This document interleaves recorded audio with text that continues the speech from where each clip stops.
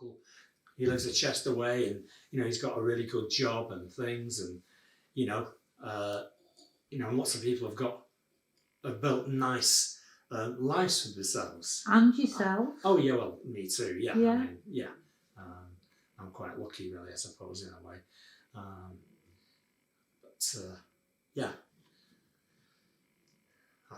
it's just the way things are. We were taught right from the word go, how to make money.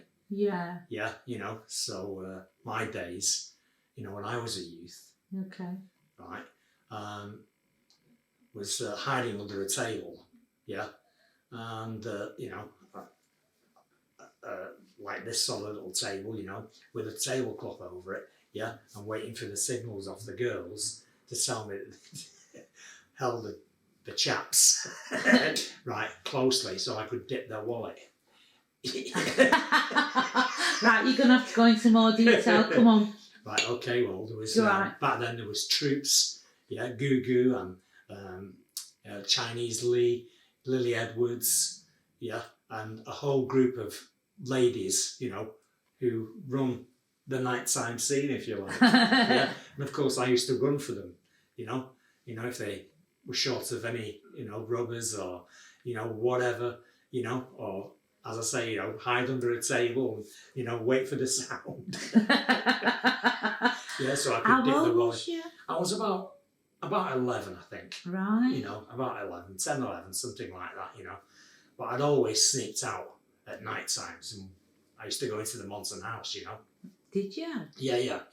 And I used to stand next to the guy who played the sound system, a very, very tall Jamaican guy called Skylark. Right. Oh, yeah. Yes. And he lives in Nottingham now, Skylark. Yeah, he lives with his sister now, and he's still alive, I believe. Yeah. And I haven't seen him for years and years now. But that's what I used to do. I used to sneak out at night, go stand with Skylark, and just observe. Yeah. And every now and again, of course, Skylark used to say, "What's the system for me when I go for a pee?" At 11, and you just watching it. That was great, And the Reno, the first time I tried to get into the Reno, I got knocked back because I was too young.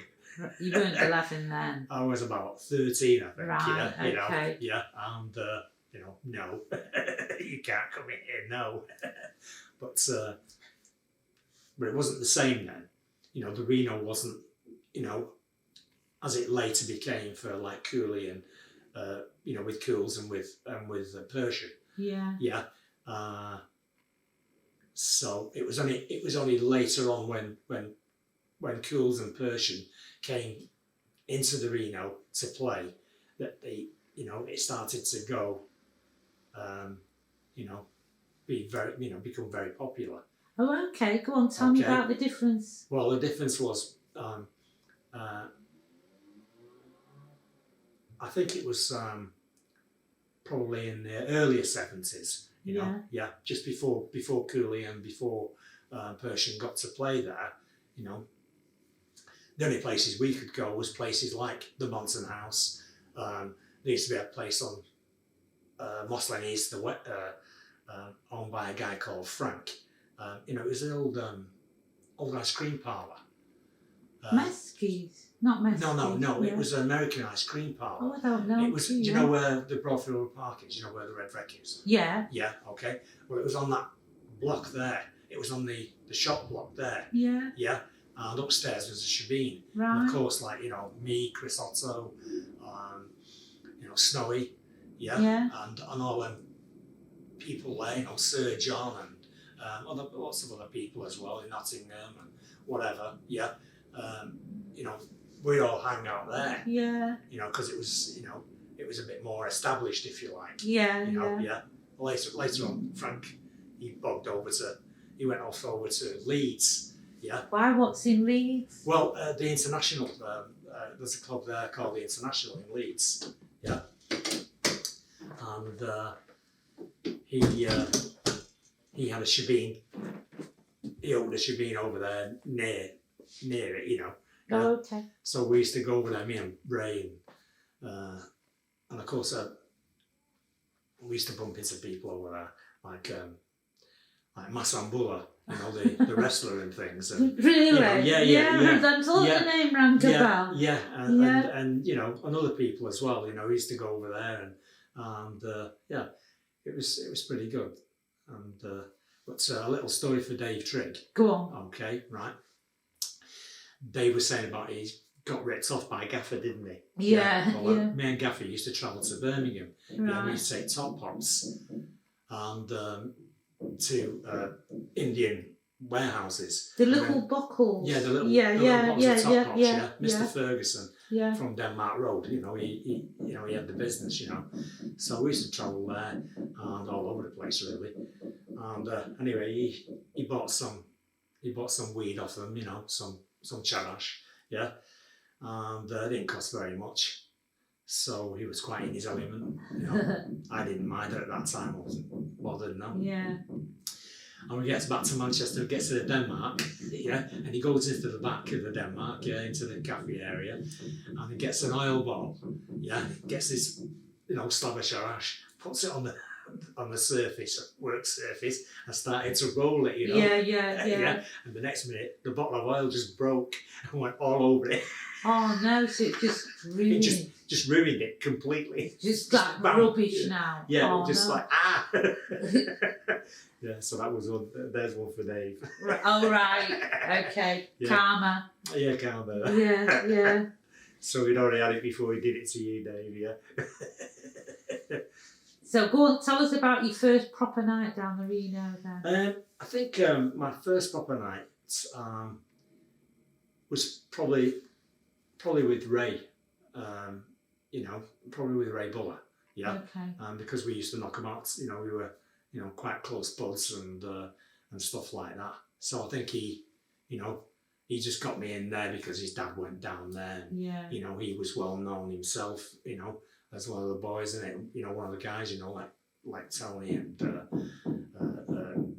Frank and this, that, and the other. And What year was this? Well, let me think. I'm thinking obviously now. So 63 or 73. It was probably about 1970-ish. Right. Yeah. Right. About 1970s. I'm not too sure actually when Cools took over, but when Cools and Persian actually took over the sound systems in the Reno. Yeah. But then from that time on, it definitely guided all of us into what type of music we were going to listen to, and this was the music that Cools and Persian played was followed up by trips to the Hardwick, to see the groups, the bands live, and this was, so really they really shaped, our musical sides, and our musical appreciation of whatever, loads of people. And that's it. We go there for a night out at the Hardwick place there, and Frank would be up in a box there. He always had a big box there. Yeah. Being Frank. Yeah, being Frank. All the rabble, all those spread everywhere else. Yeah. Well, being Frank. But we see, to be honest, I think we're seeing everybody. Everybody that Cools played. If they appeared at the Hardwick, we went to see them. Wow. So, and of course, Cooley gave me my nickname. Yeah. Go on, tell us how that came about. Well, I think we was at a beat. There was a lady called Daisy who had a cellar on Monton Street, and it was in between, the Monton House and the Lagos. Yeah. Yeah. And it was on the same side as we lived, not on the same side. No, it was on the other side. Yeah. And what happened was there was two guys, one called Ivan or Ivor, and another guy called Bunny. Yeah. And apparently Bunny got some bad news that his wife, his missus, she bogged off to Scotland. Yeah. So because he liked her so much, he decided that that's it. He was going to go after her basically, and try and sort his life out. and things, you know. So him and I went off to Scotland. Okay. Unfortunately, they had an accident. Oh. Yeah, and Bunny was killed. Okay. Oh Yeah. my God. Yeah, yeah. God, you've gone to get your woman back and you get killed. Yeah, yeah. And so Daisy held a beat, and the beat went on for about 4 years. Yeah, you know, and it was jammed. You know, every weekend you could guarantee it was jammed. Yeah, you know, because people liked it. It was, you know, yeah, and so I think we were coming from there, and we had some, you know, me and Cools, we had some great mentors. Yeah. I mean, you know, people back then, you know, seemed to, you know, if somebody made some money, yeah, you know, you could go and, you know, as a youth, you know, you could go and say to them, you know, give me 2 bob, you know, pressure them into, you know, like, you know, puppy dog eyes, all that sort of stuff, you know, and they, you know, they'd go, you know, here's a quid or whatever, you know, here's something, get lost, you know, yeah. But we were coming back from a beat, I think it was at Daisy's, and we were dancing, heading towards the Monton House, yeah, and pretty wrecked, I should imagine, yeah, and that's it. That's when Cools went, bam, your name. That's it. Go on, say it's it. Rega. That's it. That's who you are. Yeah. So, and then the name stuck. You know, that's it. And it stuck. And people even now, yeah, I've dissed the name. Yeah. People even now, you know, they say, oh no, I Rega, all right, blah, blah. Yeah, okay, yeah. So, you know. Yeah. But, yeah. Go back a minute. I'm interested to know what the difference is between the Reno before them and the Reno after them. What does it look like to you? What does the difference? Because I'm presuming you went in before they. Well, I think I think it was. You know, it wasn't as clubby. Okay. You know, it hadn't, you know, attained that, you know, that special spark that it later on did. You know. And you know, whereas if you went down the Reno, it was quite bare. Oh, okay. Okay, but if you went into the Nile, you know, when I first went into the Nile, right, and I was totally blown away by it because they had, you know, electric lights on tables with tablecloths and. The you know, bastards. Like, I don't remember that. No, right. This is, you know, yeah. And it was like, oh wow, this is like another world, you know. Yeah. You know, and of course there was a gap between me going down the Reno. Yeah. And I think I just sneaked into to get into the Nile. Yeah. You know, just to have a look, really, not to, you know, yeah. And but yeah, the differences were massive, you know. Yeah. So and then they had a revamp. Who did the Nile or the Reno? The Reno had a revamp. A revamp, Go on, and then. Of course, then it was not the Reno. Then was it? It was the new Reno. Oh, okay. Yeah. And then Cools was started to play down there, and Persian started to play. You know, and then it just became more and more popular and more social. Yeah. In its overall makeup, you know, it was a really strange place, and you know, Steve Cottier, you know, I think coined the right term for it. It was like being in some way out film. Yeah. You know, some sort of like, you know, John Shaft, you know, versus, you know, I don't know, you know, whatever, you know, it's like Superfly. Superfly was really, you know, and of course, you know, that's the way it was. You know, and then the people that went there, you know, were very, you know, very interesting people. Yeah, because, you know, they all had stories. Yeah, you know, they all had, you know, a part to play in the overall, you know, makeup of Moss Side. Yeah. No, well said. Yeah. Yeah. Yeah. And so, you know, the only thing you could ever do when you went down the Reno was smile. Because everybody else was smiling. Yeah. And it was, you know, it was a really, you know, strange place, you know, I noticed on some of the things, there's still some people missing. You know, there's Butu, Yes. you know, yeah. There's, you know, Don Tony. Oh, of course. Yeah, right. Yeah. Butu, Don Tony, and I did think about some other people as well. Well, when they come back to you, just message me. Yeah. Yeah. Yeah. Yeah. Well, no, I think Butu's passed now.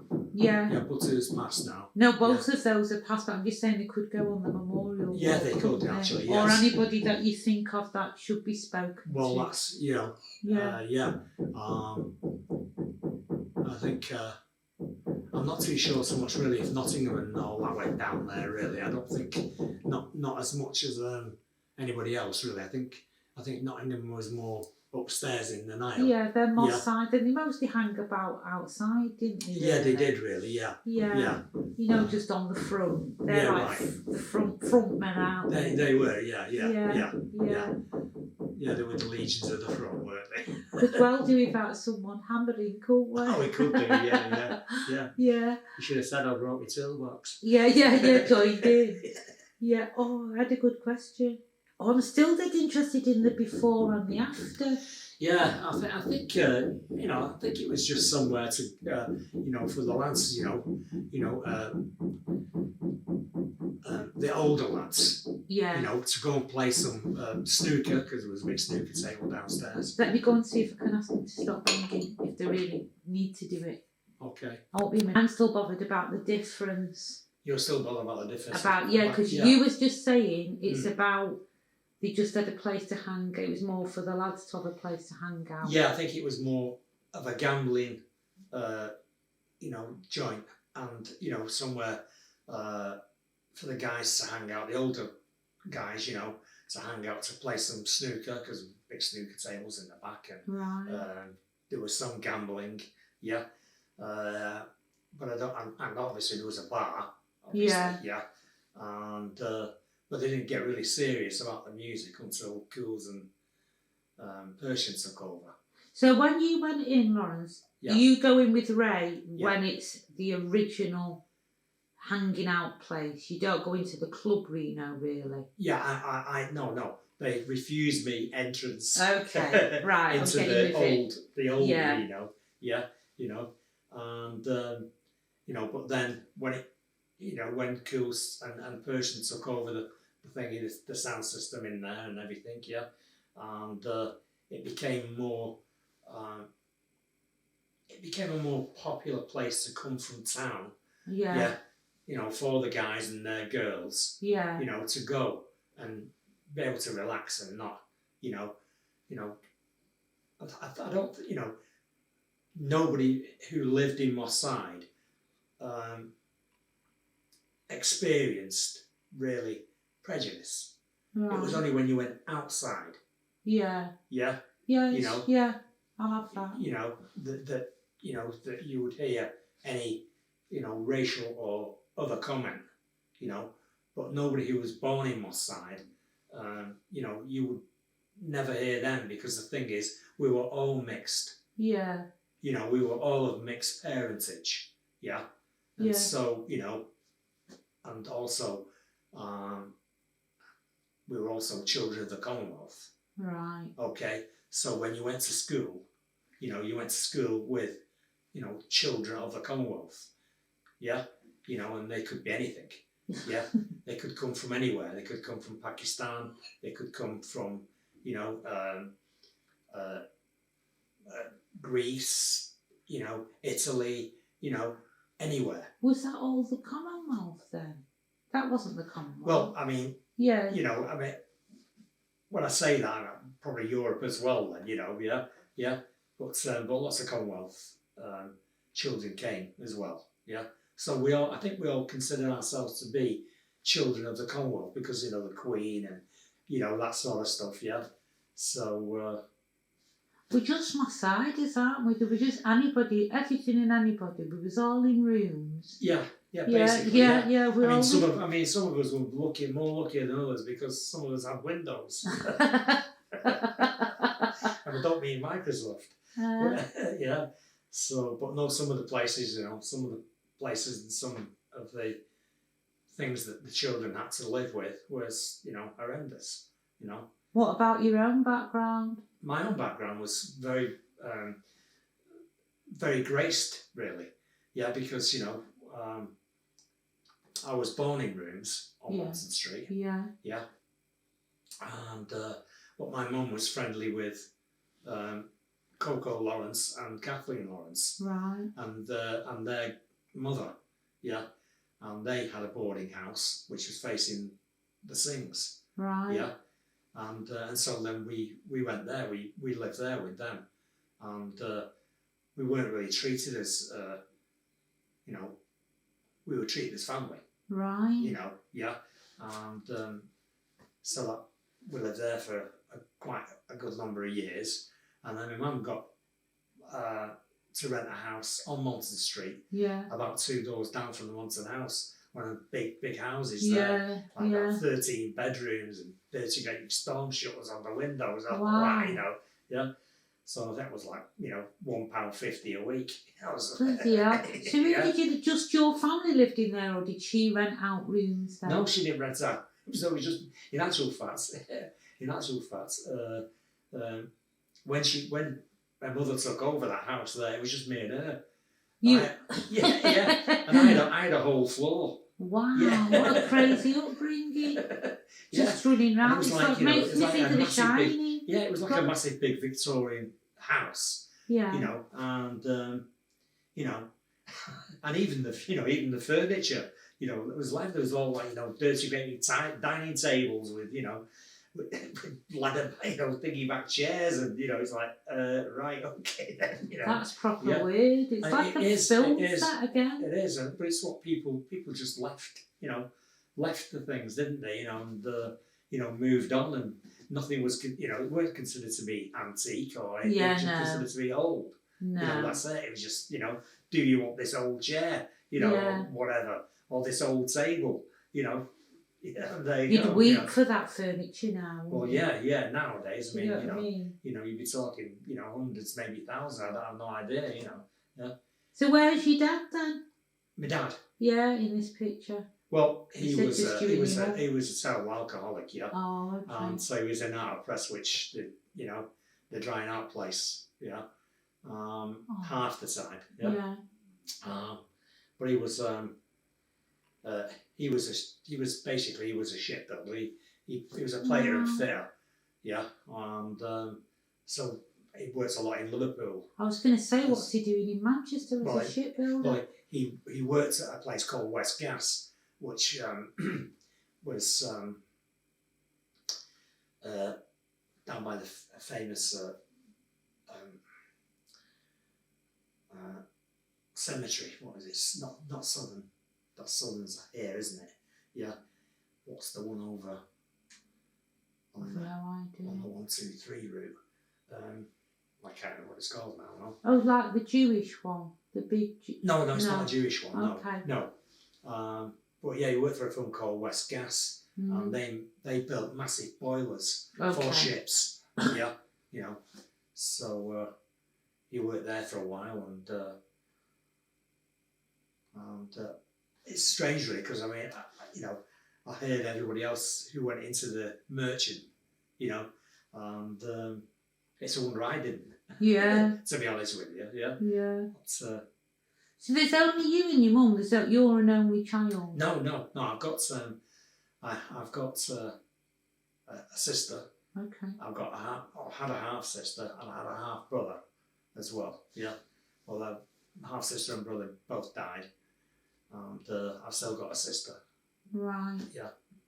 No, because you said you and your mum was in this big house. Well, so where is everybody else? My sister was married by that time. She's 7 years older than me. Right. Yeah. So she was up and away and married. Right. By the time we moved over there. Yeah. So you've lived in rooms till you're like 10. How old are you? Let me think. Must have been 9 or 10 we lived in rooms, yeah. That's a lot of time, isn't it? Yeah, but it was never it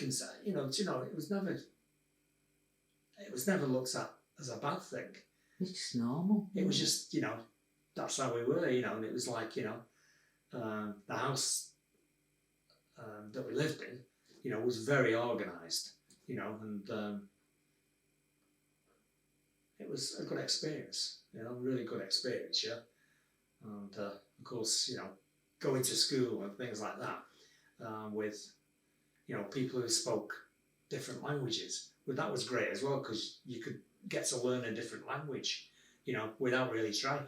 Yeah, just from your mates. You know, so yeah, you know, so everyone wanted to teach you something, yeah, you know, and that's it. So now, you know, I can speak a few different languages. Really? Only smatterings, you know. Yeah, only little bits. Little bits, you know. But you know, it gets me by, you know. Yeah. So going back to the Reno, right? Going back to the Reno, yeah. Tell me more about the evolution. It's really captured me. This. So talk me through the evolution of it, turning from just somewhere where the guys go. Yeah. To when did you start noticing things changing? Well, I think you know, I you know, to be honest, I think I was about 12, 13 possibly when I tried to get into the Reno, when I tried to go downstairs, yeah, and got a knockback. Yeah. No, yeah. So then it was a couple of years later then. Yeah. You know, so I'd been 15, 16. Yeah. Yeah. When I went back down there, and by that time then, you know, Cools and Persian. Oh, okay, so it's already changed. So it changed then, and you know, they started to, you know, up their game. Yeah. You know, and as I said, you know, the guys, you know, started to bring their ladies from town into the Reno, yeah, to listen to, you know, the latest music and stuff like that. So then it became more and more popular when people realised it was open 24/7 and you know, and of course Sunday was a special day, wasn't it? Yeah, no, it was. Know, yeah, Sunday was a special day because it was African music. Yeah, you know, and then you had the great characters like Timber, you know, Timber. Yeah. With the, you know, this you win and this you lose. All that with the, you know, yeah, find the lady or find the queen, whatever. And so, you know, there was always lots happening, you know, to make it what it was, you know, to make the Reno what it was. So. Tell us your favourite memory in there. Tell us something that happened that you'll never forget. Well,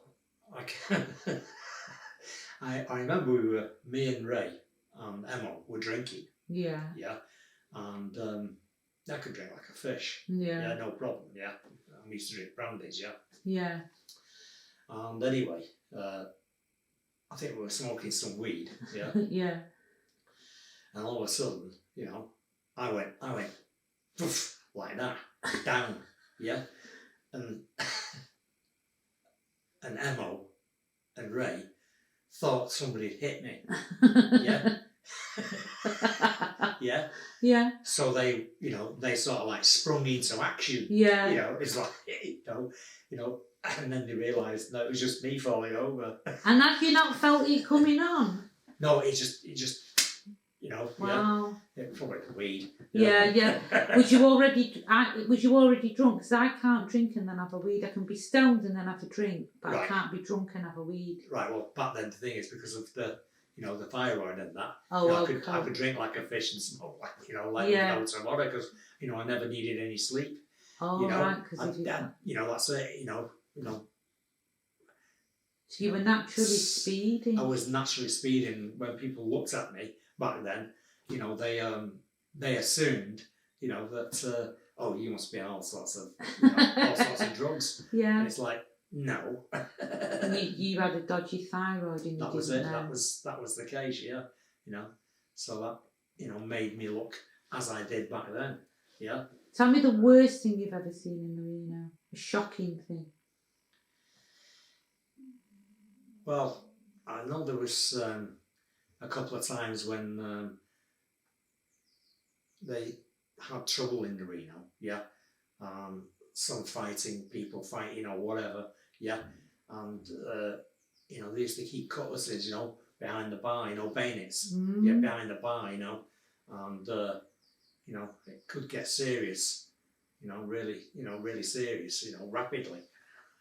Yeah, so you had to, you had to be aware of what you were, you know, of what you were, where you were stood, and what you were doing. Yeah. And you've been in there when they've taken this out. When Oh yeah. Oh yeah, from behind the bar. Yeah.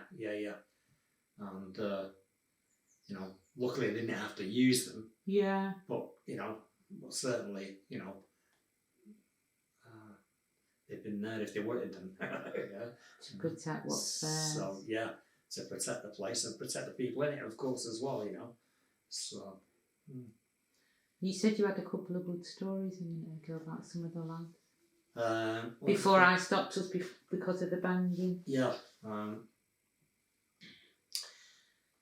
Where can we start? Well, Tony, you know Tony P. Tony Pereira. Yeah. Right. Claim to fame. I introduced him to his wife. Okay. Yeah. Okay. Yeah. And many moons ago, of course, Tony's not here now, is he? He's Nigeria. Yeah. And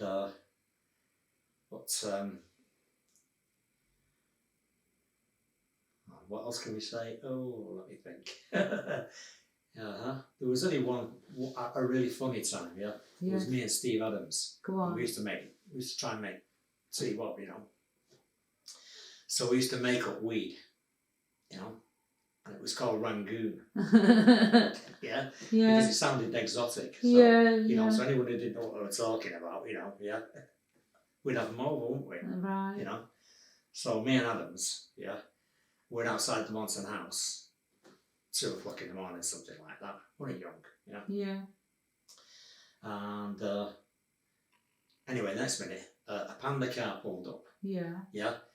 And out jumped this policeman. Well, of course, Steve had a pocket full of this Rangoon, innit? Yeah. So for some unknown reason, he took it out of his pocket and dashed it on the floor. Yeah.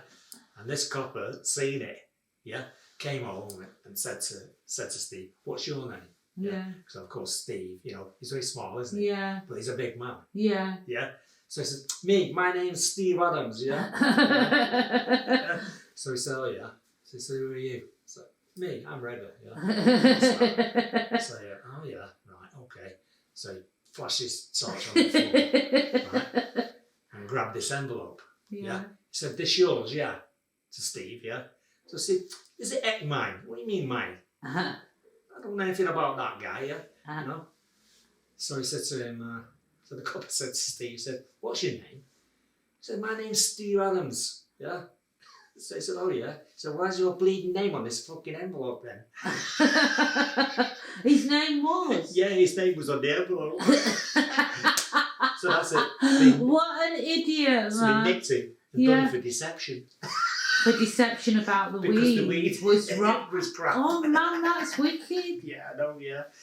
That's wicked. How can you be... I know. Have you seen anything of Steve recently? I noticed that Wallace was on the wall at one time. Was it? Memorial.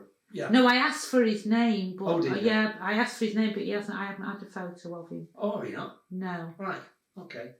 Yeah. Because you know Eugene as well, don't you? Yeah. Yeah. Well, Eugene used to have a place on High Road, didn't it? Yeah. Yeah, I used to play the sound up there as well. Did you? Yeah. Yeah. I used to play the sound for Teddy Bear. Yeah. Yeah. Teddy Bear. Yeah, I haven't seen Teddy for years. We used to be quite good. Good friends. So that means you know Sue Richardson then? Sue, that was with Teddy Bear before Derek, yeah? Yeah. Called Sue, yeah. That was all arrangement because it was Susan Beware the Devil. That was their team, wasn't it? At the time. I think it was, yeah. Yeah. Yes. So, what else can I tell you? About the Reno. About the Reno. About my side though as well, because that's really I like the bit about the prostitutes when you were a kid. Yeah. Well, like all those different things that you seen and did. Yeah, well, we used to have lots of things that we had to do to make money. And another one was you know, we'd take a shiny penny, Yeah. yeah, and then we'd wait outside the pub, you know, yeah, either Denmark or whatever, yeah, and wait for someone who was a bit inebriated to come out and go, excuse me, mister, have you got change of £0.50? Because man needs a shilling for the gas. Really? Yeah, right. So, you know, I mean, taking your chances, like, innit, you know, and sometimes it worked, sometimes it didn't. What happened when it didn't? Well, if it didn't, you had to run like that. Yeah, and of course, you know, when we was youths, you know, the Denmark there, it had massive big gates at the side, yeah, and some of us used to climb over, yeah, get the empty bottles, and take climb them back, back, and then take them back in, yeah, and then they started stamping them then. After that, yeah. So I only remember the Denmark looking run down, but I bet you remember it looking like a proper pub. Well, it was always, to be honest with you, it was always a rough pub. Right. You know, because, you know, a lot of the Irish used to get in there, and especially on Sunday, it was fantastic. Yeah. That was, you know, Sunday in there was like, you know, it was really, really funny. Yeah, because, you know, the guys would have, if they had a beef with each other, yeah, that's it. They'd come out of there, go into the croft right facing, you know, Marquis of Queensberry, have a big fight and then all pile back in. You know, Irish guys. Yeah. And, you know, so it was... Did your dad used to drink in the Denmark then? He, I think, not mainly, I think he drank in town, he drank Ancoats Way. Oh, okay, from where you know, he's from. Yeah, because, you know, I think that's where people he worked with as well. Yeah. That's the area they were from. So, you know, he went up that way, really, yeah. And so that was him, really, yeah. It wasn't, my dad really wasn't really a Moss Sider as such. Okay. You know, although he did live in Moss Side for a while, yeah, but it was fleeting, you know, it was, you know, because he was always in the drying out clinic. How young was you when that started happening? Oh, we were quite young. I mean, I was about 5 or 6 maybe. Yeah, you know. But I mean, the thing is, I mean, they had a war, didn't they? So, you know, they were all the men, you know, back then, they were all troubled souls, weren't they? Oh, of course. You know, they were either shell shocked or. So he'd fought in the Second World War. Yeah, he'd done his bit, you know, and stuff like that. So, and so some stuff like isn't easy to get over, is it? No. You know? So I think for a lot of them back then, I mean, it was quite commonplace back then, wasn't it, to see people with, you know, missing limbs and, of course, you know, I stuff forgot about all that and stuff like that, you know. So yeah, especially around Denmark Market. That's Denmark right, yeah. Road Market, for some reason there wasn't there? Yeah, there was, yeah. And in town, you know, the only thing he could do was, you know, sell matches or laces or whatever like that, you know. So, But you know, we come from like a Dickens film. Yeah, well, you know, when you really look at the colour of everything and everything. Steve Cottier said it all, basically. Yeah. It was, you know, like an amazing black and white film. It was like, you know,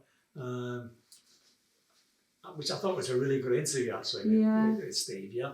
You know, of course, I didn't know how Steve had lost his limb until that interview. Yeah. And, you know, and then the last time I saw him was at Cools's funeral. Okay. But I never asked him because, you know, I didn't... it's not the kind of thing you ask people, is it? Not sort of thing, no, really.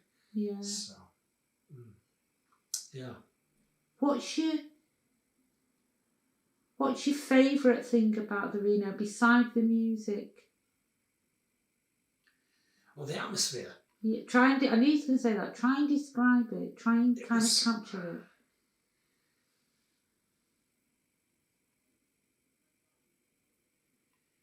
Well, it was one of the easiest going atmospheres, you know, when you went into the Reno and you were sort of cocooned in, you know,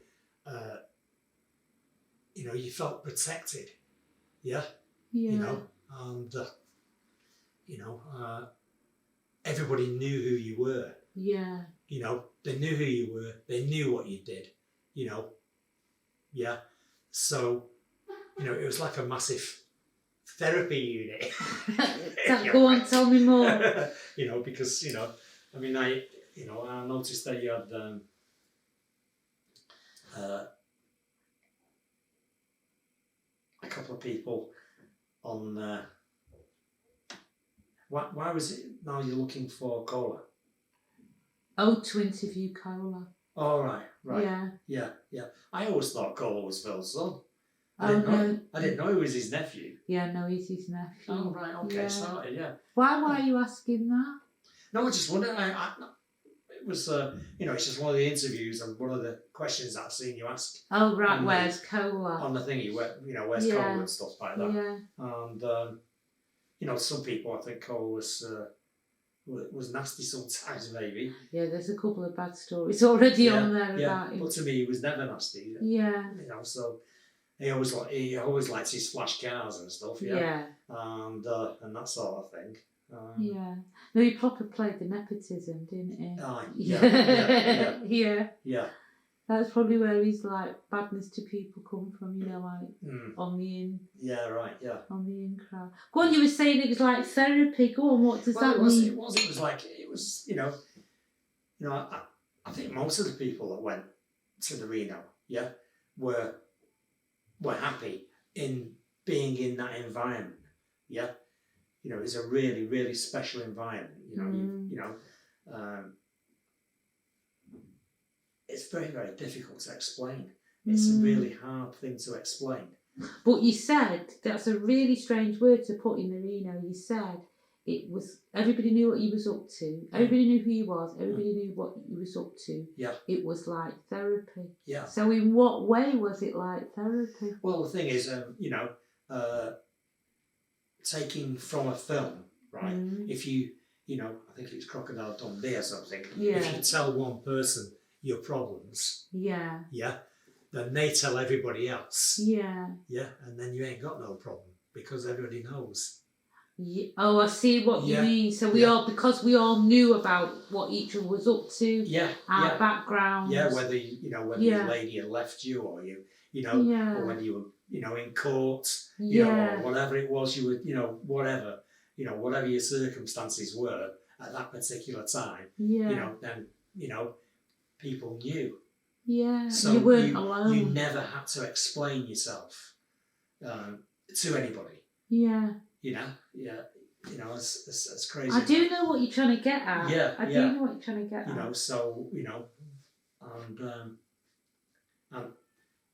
even if you were having a bad time, it never affected you when you went down the Reno.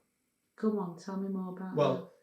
Because, when you went down the Reno, because of this feeling of, like well-being, if you like, then it didn't seem to matter. No, it didn't, did it? No, it wasn't relevant to going down the Reno, And, as soon as you went in there and, you saw somebody that you knew, which is everybody. Yeah. And people say, all right.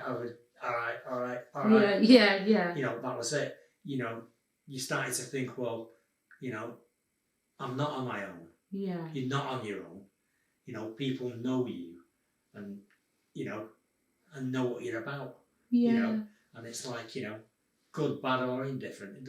It didn't make any difference whatsoever, I can't say, I noticed Billy Marbell was here the other day. Yeah. And, Billy, a very hard-working man. Yeah. I have, myself personally, I haven't seen him since he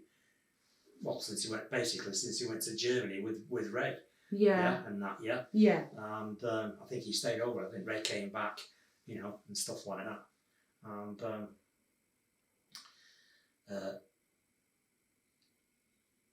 so lots of people were just ordinary, hard-working people. Okay. Yeah. Yeah.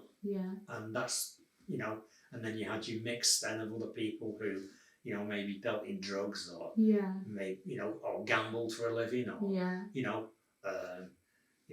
or whatever, it didn't matter because, Why did it not matter to us? I don't know, I think it was just because, we saw that any way that you could survive, and do better for yourself, that was the key to, to being alive, having a life and getting on with it.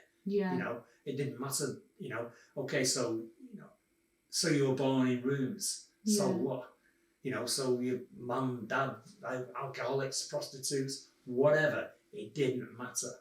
The thing was, on your own level, what can you do?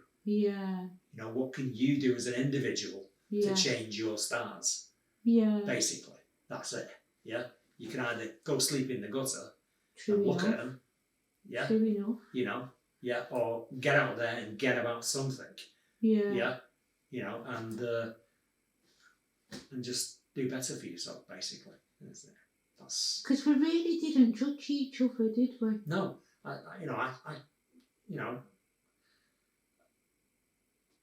it's quite funny because I used to work in a bread factory for a while, and I used to the one on Oxford Road, the Rank Hovis MacDougall. No, can't remember.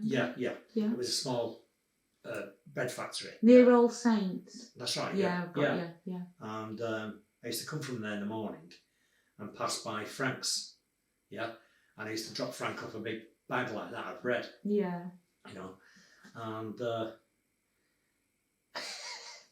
but then if I wanted to make some money,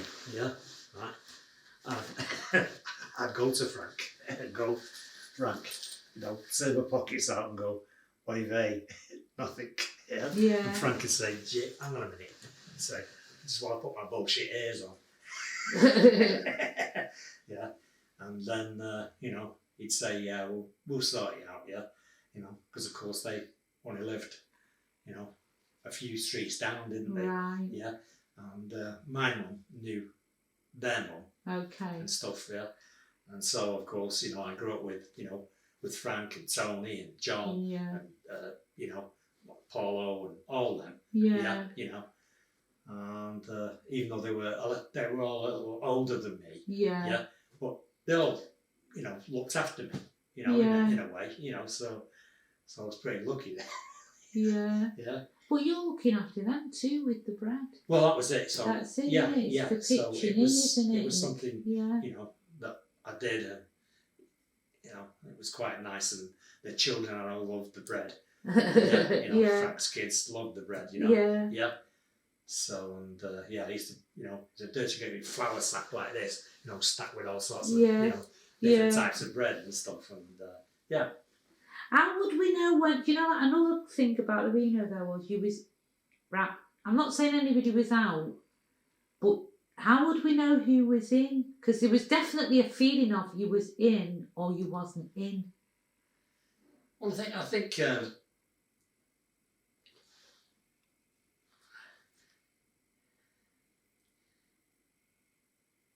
it depended really. It was dependent on the day, on the night, if you like.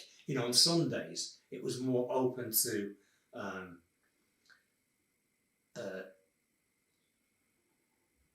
more outsiders, if you like. And so the outsiders, they were just tolerated, not preyed upon, and I think to a certain degree even they felt safe. Going down there and having a drink. They'd come over from the Big Alex or whatever. Oh, I get, yes. So you're talking sort of, because it was 3 o'clock closing in the pubs then, wasn't it? That's right. Yeah. So you're talking about when you want the next drink at 3 o'clock, you pop over. Yeah, that's and right. And everybody just mingles because it's got a different feeling down there. That's right. Yeah. Yeah. Go on. So I mean, even when I moved away, from Manchester, I used to get down. I used to get a bit depressed. And because when you spend your whole life in an area, you miss it, yeah.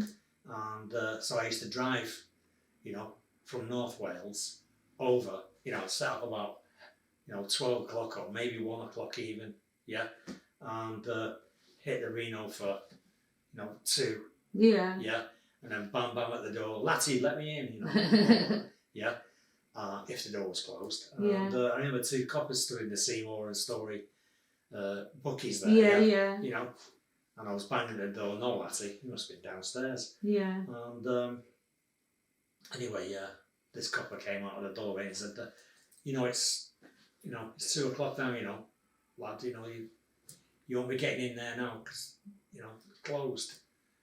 So I looked at him, yeah, okay, Yeah. okay, yeah. Bang, bang, bang, bang, bang, Laddie, let me in. Next minute, one of the guys, Steve, came round the corner from the back alley, went, Rega, this way. When I came out of there at 5 in the morning, we were still stood there. The cops were. Yeah, and I parked the car right outside, and just got in the car and just drove off. And they were like, oh, right. So, and go on then, the other nights then. But Ganyu, you got Ganyu, didn't you?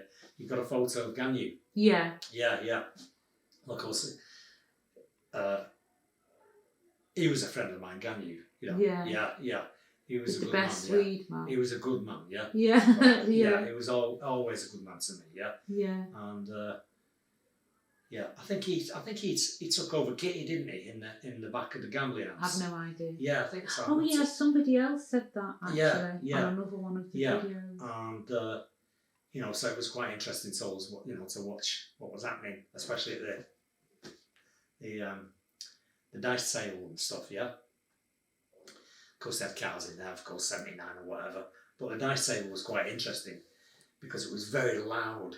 Yeah. Very, very in your face. Yeah. Yeah. And I see the story there of Brian, saying, was it one of the Williams taking the dice up and throw him in the fire? Oh, I can't remember who it is. I remember the story. I'm not too sure who it was now. But yeah.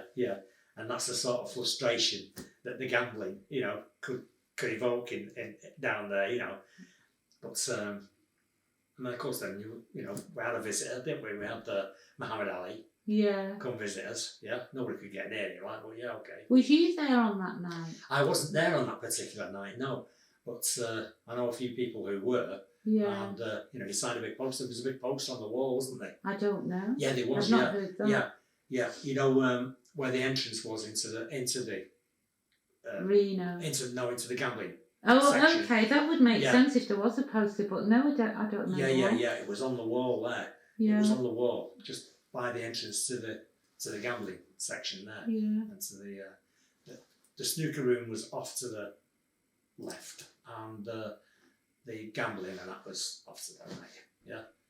But yeah, there was a big poster there signed by Muhammad Ali on the wall there. No, I've never seen that. No. So who would you consider was not in the Reno? Who would not be welcome? I know that kind of seems like an obvious question, but it's not that obvious. Well, to be honest with you, I think the people that weren't ever welcome were the police. Yeah, true. But that wasn't so in most of the shebeens and gambling dens. They used to go in there and they wanted money. I remember there was a big famine. I was in Denmark. Yeah, there's a couple of stories. Yeah, Barrington. Yeah. Yeah, Barrington. Yeah. Of course, he sold weed for years. Yeah. And anyway, he's in Denmark, and the curtains in the window in Denmark were knotted. Yeah. And he used to keep his little stash in. Oh, okay. Yeah. Yeah. And in walked Barry Fredericks. Yeah. Yeah. About 11:30 in the morning. Yeah. Wanted to buy a weed off Barrington. Yeah. Yeah. So Barrington's like, I just about come in. I said to Barrington, "You want a coffee? Because I'm going to get one." Yeah. So he says, "Yeah, okay, get me a coffee." Right, sorted. So I was at the bar getting coffees. Barry Fredericks came in and bought a weed. Yeah. And then he went out and Barrington said to me, So that's really strange, that ceiling, that this siren on, right? So he didn't put his chalice back in a nut. Oh, okay. Okay, he put it behind a flipper machine. Yeah. They had in there, yeah. Yeah. Right? Came over, gave him his coffee, yeah. I had mine. And next minute then, boom, in Wall Street policeman. Right. Yeah, right. Nick Barrington, got Barrington, yeah, went straight to the curtains. No weed. Oh, Yeah, you're right. Yeah. You know, so anyway, they took Barrington outside, yeah, and apparently took about £60 off him. Right. Yeah, right. Fecked him off. You know what I mean? So it wasn't a real raid. It was so to get just basically, they would have took the money and the weed, yeah, and nicked him. Yeah. Oh well, yeah. Yeah. But another night I was in the Denmark cafe, yeah. Yeah. And there was a massive famine. There'd been no weed for months, yeah. Nobody could get a weed anywhere. No, Yeah, I you know? remember them happening. And it's just one of the things, you know. And anyway, Sorry. yeah, I was in the Denmark cafe, yeah, and of course Yogi Shine owned it now. Yeah.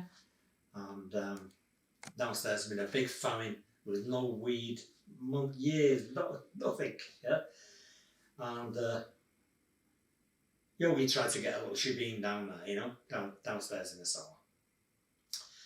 And so we were down there. Next minute, in Wall Street policeman, yeah, all detectives, you know, Right. yeah, came down and looked around.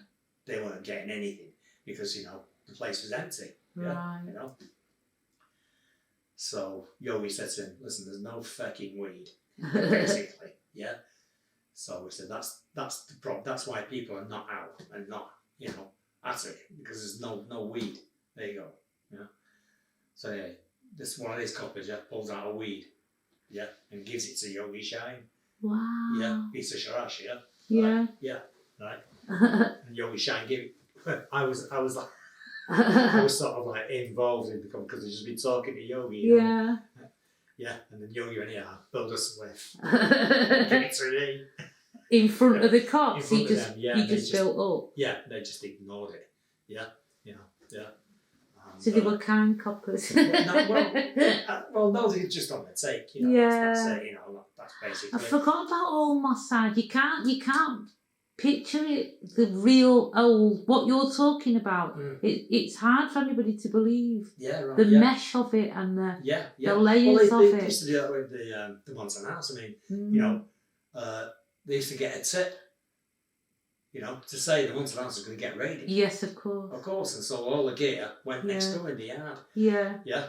Yeah. And they put like, you know, this much, you know, vodka and this much brandy in a bottle on the thingy and 2 bottles of beer or whatever. Yeah. So when the police came in, you know, raided the place, you know, yeah, they got like, you know, now. I forgot about all the skullduggery, you know, like all the things like where you'd hide weed in the curtains behind. You know, all the, if you go for a weed, you never just walked up to someone and they handed you the weed. No, they always went for a little journey somewhere. That's right. Yeah, Didn't they? Somewhere. Yeah, of course, the men's toilets, the jug over in the corner. That's it, yeah. Something. Yeah, so, you know. I forgot about all that skullduggery. Yeah. And all the kind of dilapidated, you know, like fancy being in a pub where they tie the curtains in and out. Right, yeah, yeah. No, that wasn't the pub. That was the Denmark cafe. Oh, the cafe, Denmark right? Cafe, Yeah. Well, that's you know, that's the way it was, though, wasn't it? Yeah, I mean, that's the, and of course in the Monson House and in the Denmark cafe, yeah, they had the football machines, yeah. Yeah, football, of course. Yeah. When you look down on the floor like that, yeah, you could see all these holes in the floor, all these holes in the lino. From the feet of the. No. What? What they used to do was they used to cut the lino and use them as the sixpences in the yeah. Oh, yeah. So when the guys come to empty these machines, yeah, they'd be lucky to get, you know what I mean, 2 square yards of lino. Yeah, you know, you piece it together. Yeah. There was cafes all over the bloody show, weren't there? The type with the football machines. Yeah. But anyway, I mean, there was some fantastic ladies who cooked.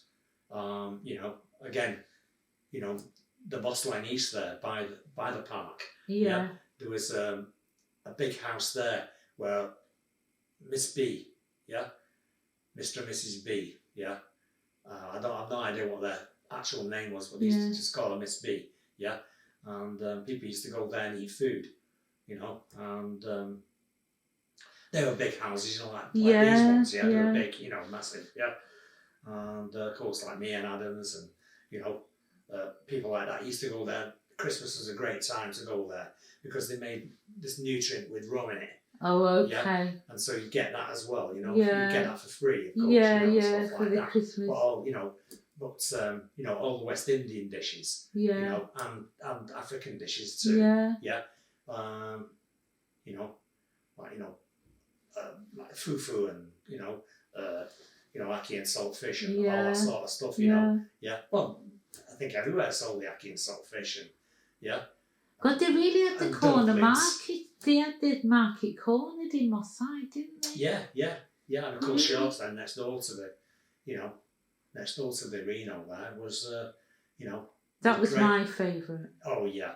Well, before that, it was round the corner, wasn't it? You were round the corner at the Blue Lantern. Yeah. Before my time. Was it? Yeah, Oh, I'm right, 50. okay. I'm 57. You see. Right. Well, you know on the corner where the Seymour Stories bookies were. Yeah. Well, just next door to that was the Blue Lantern. I know. I've heard about this. Yeah.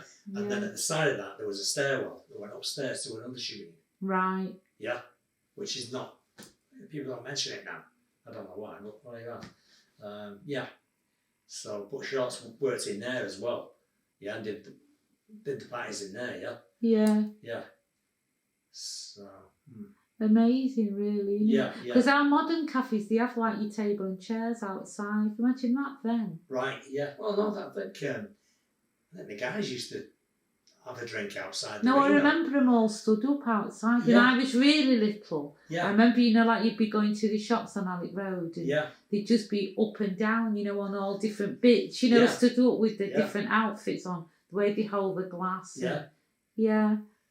And of course, that was somebody else as well who was a bit of a character, wasn't it? Cherise Darnell. Transgender. Oh, yeah. Do you remember? Yeah, of course I do. Yeah. And of course I do. Somebody else mentioned, is it Shirley as well? Shirley, Yeah, Jamaican lady. Yeah, the Jamaican transgender. Yes, Shirley. Cherise, Yeah, Cherise, yeah. There was I tell you what, there was when they were pulling the old Moss Side down,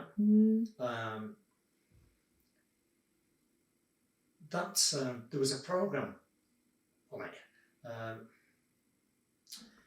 What's that programme called now? The one that does all the, insights into people and places and things. And, I've no idea. Yeah. It's still on now. It still goes on now. The boring fella. The little boring fella that was in Blackadder. No. Yeah. No. I can't remember what the programme was called now, to be honest with you. Why are you saying it? You might come to me if you tell me why. It's because they did a programme of all the elderly ladies in Moss Side before they were pulling it down. Right. Yeah. And this changeover thing from, having to leave these houses, the terrace, and go into places like Limbeck or and all that, God, that must have been strange for them. Yeah, so there is a lot of footage of that, which definitely needs digging up, and having another look at. Yeah. All the people, all Monson Street, and all around those areas there, God, and of course, the Sings used to own a lot of the properties there, Yeah. And I used to go with. Is it the Sings that had the shop on the corner of Great Western Street and Broadfield Road? Do you mean them Sings? The mum was white. No. Okay, go on then. No. The ones that lived facing us in Monson Street. Yeah. Yeah. They were coal merchants. I know who you mean. Yeah. Yeah. And of course, next door to us, Ratan had a shop. Yeah. And the old man, he was the head of the Sikh temple. Yeah. And of course, the Sikh temple was on the opposite side to us, yeah. And it was great because when they had weddings and stuff, Yeah. they used to throw money. Throw money all over the like place. kids, Yeah, yeah, all the kids in Bond Street, that were quids in, yeah. you know, yeah. Yeah. And you know, but there was you know, and of course eventually You were saying before I interrupted you said I used to go with one. I used to go with one of the things to enter the meters. Oh, okay. In all the houses that they owned. Yeah, oh, of course, yeah. Yeah, I don't know why. Yeah. It's just like, you know, something to do probably. Yeah. You know, that was it. You know, I never gained anything out of it. Yeah. You know, but yeah, they own quite a lot of houses. You know. Yeah. And they bought them for peanuts. Yeah, bought them for, you know, a few £100. You know. I think a lot of the houses, Stan Finney was saying, wasn't he, that a lot of them were owned by the Jewish community. Yeah. And of course, you know, Second World War, when that started, what did they do? They just took sticks and all went to the States, yeah, away from it, yeah, and left the houses there, yeah. Oh, of course. And left them with, you know, with dodgy landlords, yeah. Yeah, of course, with absentee landlords. That's why so many would have been stood around, just dilapidated and falling down, because you can't do anything with them. No, you know, that was it. You know, there was no, you know, there was no social services or whatever it was back then, was there? You know, so if the house had, you know, been left derelict, you know, even though people lived in there, you know, it was never done up.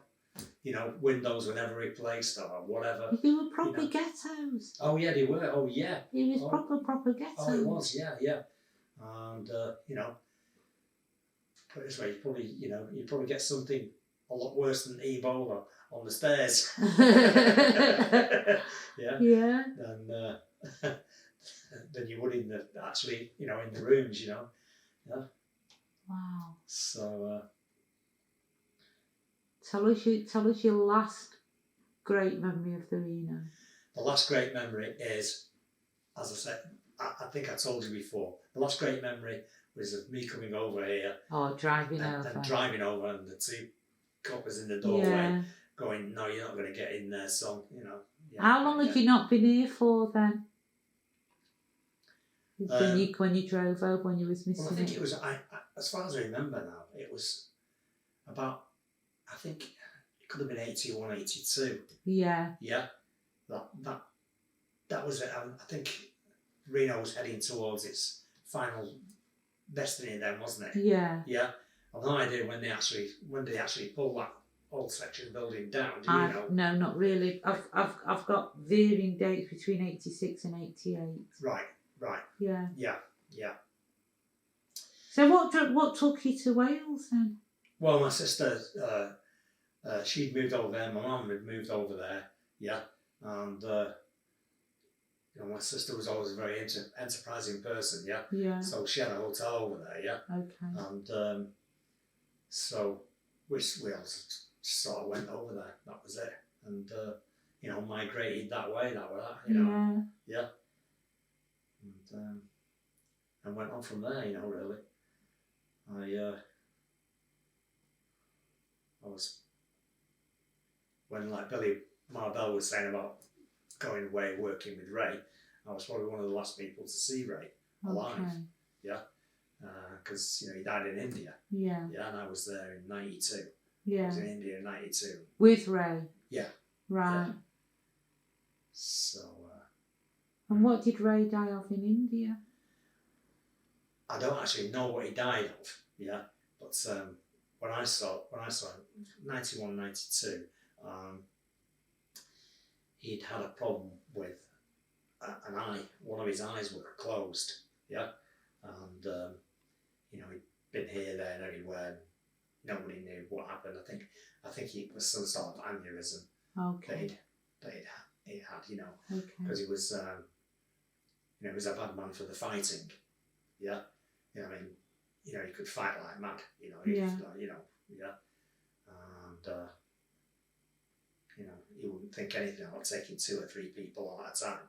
Right. Oh, yeah, he was, a dude. Yeah. To be reckoned with, yeah.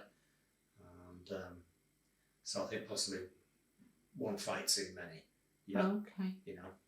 And this is your friend, isn't it? This is the Yeah. last time you've seen him. He's in India. That's right. Yeah. Yeah. Wow. So he'd had to go because you know he got into trouble, whatever. Yeah. And so basically he had to go, get out of the country. Yeah. So he went over Yeah, there. I vaguely remember that. He went over there and, you know, and made his stance over there. And that was that, really. And became a different person. Yeah. You know, and that's it. That's one of the histories of our lot, really, isn't it? You know. You're back where you started. People leaving. Mm, yeah. Yeah. Yeah. People have to move on, don't they? Yeah. Yeah. You know. So. Are we done? Are we done now? I think we're done. Okay, then that's fair. Have you got anything else to say? I can't think of anything, but if I do think of anything, I'll Type me up. I'll mail it you. Yeah. Okay, Linda, yeah? Yeah. Okay, lovely. Oh, thank you for coming from Wales. You're though. more than welcome. It's a fantastic job that you're doing. And I've virtually listened to everybody's I can tell. blog on it, you know, and it's really, really interesting. And yeah, it's really good. Yeah. Thank you. They're all really knitting together as well, aren't they now? They're Yes. starting to knit up. So there's other people coming as well now, isn't there? Yeah. This Yeah. is the last. This is Section. the last lot, the last section. Right. Yeah. But a new thing has started to happen now as well, that people are starting to talk about the other videos. Oh, right. Do you know what I mean? Yeah, Like, because obviously you couldn't do that at the beginning because No, it you didn't couldn't. exist. No. But Well, now I you suppose can really, reference the other what videos. we need to do is confirm people's, you know, awareness and things and what they've said. You know, Yeah. I find it really, really good. Yeah.